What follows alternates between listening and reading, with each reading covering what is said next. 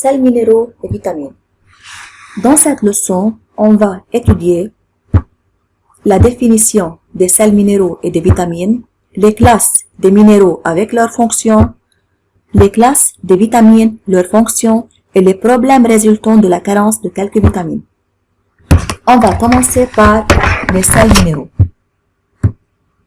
Les sels minéraux sont des éléments chimiques qui entrent dans la composition des organismes et qui sont présents dans l'alimentation animale et végétale. Ils sont des éléments chimiques mais non organiques, c'est-à-dire ils sont autres que le carbone, l'hydrogène, l'oxygène et l'azote. Ils se présentent sous forme ionique, comme Ca2+ pour le calcium, Cl- pour le chlore, Na+ pour le sodium. Ce sont des substances indispensables à l'organisme, comme le calcium, l'iode, le zinc, donc ils doivent être apportés par l'alimentation et notre corps ne peut pas les synthétiser. Maintenant, on va passer à parler du rôle ou bien des fonctions des minéraux. Les minéraux ont trois rôles principaux dans le corps. Tout d'abord, il y a le rôle structural, c'est-à-dire vient du mot structure. C'est-à-dire il y a des minéraux qui entrent dans la structure, qui entrent dans la fabrication de certains tissus, comme le calcium et le phosphore, nécessaires pour la formation des os et des dents qui sont durs. Il y a le rôle fonctionnel, c'est-à-dire qu'ils ont une fonction importante dans le corps humain, comme en activant certaines enzymes, le zinc et le cuivre, ils font partie de plusieurs enzymes, même le zinc est nécessaire pour la formation de certaines protéines et du matériel génétique. Aussi, il a un rôle important dans la perception de la saveur. En mangeant quelque chose qui est sucré ou bien salé, le zinc a un rôle en perceptant, en acceptant cette saveur. Donc, c'est un rôle fonctionnel. Si l'un de ces sels minéraux qui a un rôle en activant les enzymes, sa quantité va diminuer dans le corps humain, il va avoir mal-activation de ces enzymes, entraînant alors le malfonctionnement. Aussi, en contrôlant le pH des fluides du corps, on sait bien que le pH du corps doit être à peu près 6,8. Si ce pH diminue ou augmente, on va mourir. Ici vient la fonction, le rôle du chlorure par exemple, qui avec d'autres sels minéraux, en maintenant ce pH proche de cette valeur. Il y a aussi un rôle physiologique. Physiologique, c'est-à-dire qu'ils vont assurer que l'organisme soit en bonne santé et ils vont intervenir pour que les autres réactions chimiques et physiques du corps humain prennent lieu normalement.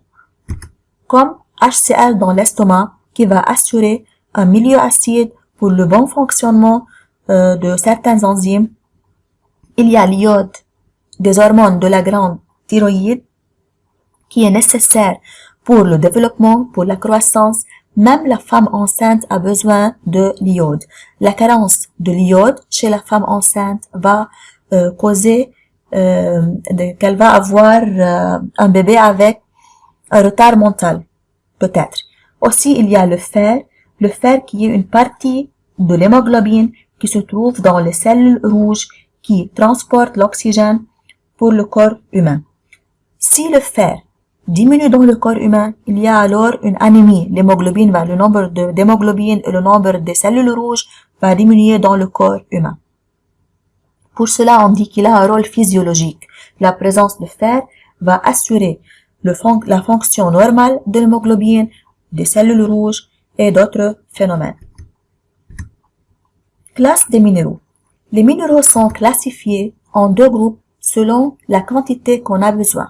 Notre corps a besoin de différents sels minéraux en de quantités différentes. Mais cela n'affecte pas leur importance. Tout d'abord, il y a les oligo-éléments. Oligo, c'est-à-dire qu'on a besoin en quantité, en faible quantité, en petite quantité. Ce sont des sels minéraux qu'on a besoin en quantité inférieure à 20 mg par jour. Ici, c'est très important d'étudier les valeurs numériques avec inférieur ou bien on va voir ensuite un autre terme, comme le fluor, le fer, l'iode. Et Il faut bien savoir que ces quantités qu'on a besoin, on peut les prendre en mangeant un régime alimentaire équilibré. L'iode, on peut le prendre de sel de table, normalement. Le fer, on peut le prendre en mangeant des plantes vertes, de la viande, chaque jour avec notre aliment, même des lentilles. Ici, vous pouvez voir une figure montrant des aliments riches en ces oligo-éléments. Aussi, il y a les macro-minéraux. Macro ou bien minéraux majeurs. Majeurs, c'est-à-dire qu'on a besoin en quantité plus grande. Notre corps a besoin de ces minéraux en quantité plus grande que 100 mg par jour. Comme le calcium, qu'on peut le prendre en mangeant de la fromage, même du brocoli. Il y a le phosphore qui se trouve dans le lait, le magnésium dans la banane, donc potassium même dans la banane. Donc, comme on a dit, ces quantités nécessaires de minéraux, même de minéraux majeurs, peuvent être assurées en mangeant un régime alimentaire équilibré. Ici, on a une figure montrant différentes sources de macrominéraux. Quelques sources de minéraux, il y a les fruits secs, riches en cuivre, il y a les bananes, potassium, magnésium. Donc, c'est pas nécessaire de prendre des suppléments de magnésium. Pour avoir le magnésium est important pour le système musculaire et pour la contraction, pour le système nerveux. Donc, c'est suffisant de manger une banane par jour. La viande qui est riche en fer, le foie quand même qui est très riche en fer. Ici, j'ai oublié de vous dire qu'il est très important d'étudier les valeurs numériques des nécessaires pour les oligominéraux et pour les minéraux majeurs. Vous pouvez avoir dans les examens officiels une question en vous donnant différents types de minéraux avec le besoin quotidien de chaque minéral et vous devez les classifier en minéraux majeurs ou bien oligo-éléments selon les valeurs que vous devez étudier. Maintenant, on va passer à parler des vitamines. Les vitamines, par contre, ce sont des substances organiques. Donc, ils contiennent carbone, hydrogène, oxygène, même d'autres éléments. Les vitamines sont très importantes pour le corps humain. Elles ne peuvent pas être synthétisées par le corps humain, mais on doit les prendre par les aliments. Il y a 13 vitamines nécessaires qu'on peut les voir dans cette figure. Il y a 9 vitamines B, il y a la vitamine C, vitamine D, K, E et A. Ces 13 vitamines sont classifiées en deux groupes selon leur solubilité. Tout d'abord, il y a les vitamines hydrosolubles. Hydro vient du mot hydrate, ce qui vient de l'eau. Donc, les vitamines hydrosolubles sont les vitamines qui sont solubles dans l'eau. Donc, il n'y a pas de risque de surdosage. Soluble dans l'eau, une fois que l'organisme a pris ce qu'il lui fallait et qu'on a mangé excès d'hydrosolubles vitamines, le reste est éliminé dans les urines. Donc, il n'y a pas danger de manger de beaucoup de vitamines hydrosolubles. Ces vitamines, donc, il y a les 8 vitamines B qu'on peut les trouver dans la viande, dans le lait, dans les œufs, dans les lentilles, même dans les plantes vertes, dans les noix. Il y a la vitamine C qu'on peut la trouver dans le citron, dans l'orange, dans tous les fruits citriques, même dans le brocoli. La vitamine C est nécessaire pour le système immunitaire. Même la vitamine C aide à l'absorption de fer par le corps humain. Aussi, elle nous défend contre les infections virales et bactériennes. Elle est considérée comme un antioxydant. Il y a la vitamine B, il y a 8 vitamines B qui sont nécessaires généralement pour avoir de bonnes globules rouges. Vitamines B sont nécessaires pour le globule rouge, pour la peau, pour avoir une peau qui n'est pas sèche, pour les yeux. Aussi, la vitamine B9 est nommée l'acide folique. Elle participe en effet au métabolisme des acides aminés et à celui de l'ADN et de l'ARN. Même la femme enceinte a besoin de l'acide folique durant la première période, car l'acide folique ou bien la vitamine B9 intervient dans la formation des cellules nerveuses. La vitamine C et B ensemble contribuent à avoir une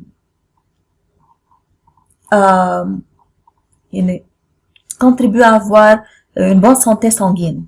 Le manque de la vitamine C et de la vitamine B cause une anémie.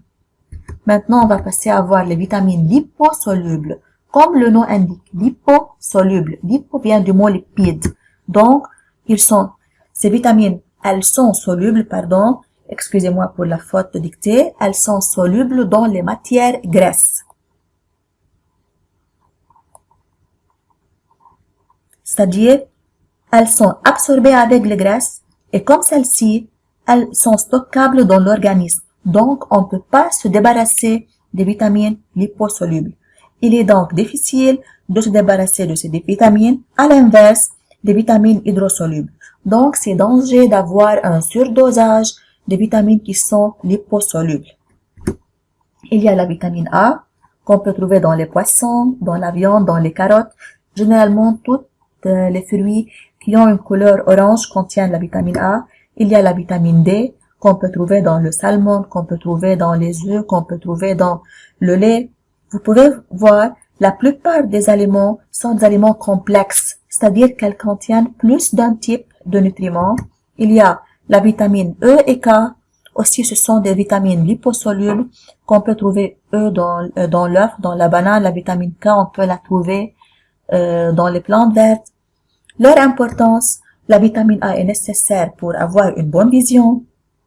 La vitamine D pour les os, comme tous vous savez, aussi elle est importante pour le normal fonctionnement du cœur. La vitamine E est un antioxydant. La vitamine K est nécessaire pour la coagulation du sang. Carence de quelques vitamines. Puisque les vitamines sont très indispensables au corps humain, la carence, c'est-à-dire la manque de n'importe quelle vitamine, va causer des problèmes majeurs. La carence de la vitamine B cause une anémie. Aussi, elle cause une carence en acide folique. On a vu que l'acide folique est important pour la formation des protéines, de l'ADN, même pour les cellules nerveuses. Donc, on va avoir des problèmes majeurs. La vitamine C, sa carence cause des infections respiratoires. Pour cela, quand on a la grippe, on mange beaucoup de la vitamine C et aussi elle cause un retard de cicatrisation des plaies. Même ces deux ensembles, on a dit que leur carence va provoquer une anémie. La vitamine D, sa carence entraîne une faiblesse musculaire, des douleurs osseuses, même des crises cardiaques. La carence de la vitamine A cause la perte de cheveux, des problèmes de la vision et une fatigue générale. Ici, il faut faire attention qu'une hypervitaminose signifie qu'on a un excès de vitamines. Hypervitaminose signifie qu'il y a un excès de vitamines et c'est danger dans le cas des liposolubles vitamines. C'est tout. Je souhaite que vous compreniez la leçon. Merci pour votre écoute.